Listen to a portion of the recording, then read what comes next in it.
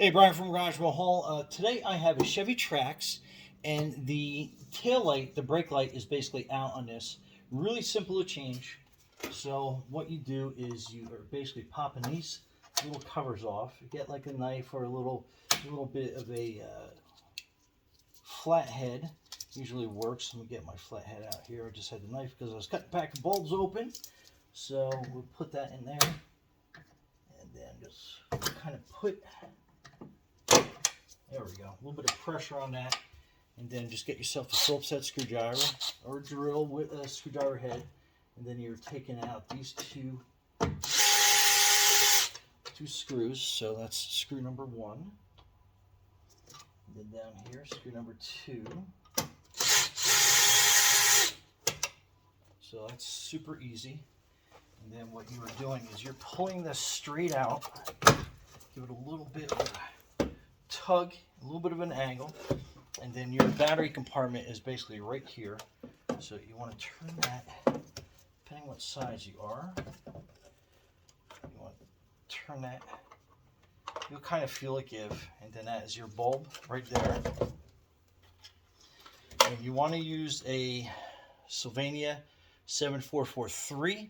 That is the bulb that you want to use. You can tell I already have one out of the pack. Wear gloves and try to keep them as clean as possible, because you don't want to get any like grease on this, because any type of oil or grease will shatter that bulb. So let's get a new one out, and then you are basically just kind of pushing it into this little socket and try to get it as straight as you can, and then you'll hear it snap, and then you basically just put it back in, find where it sits, and then turn in the opposite direction, and then that is all you need. And then putting it back in, you just kind of line these pegs up.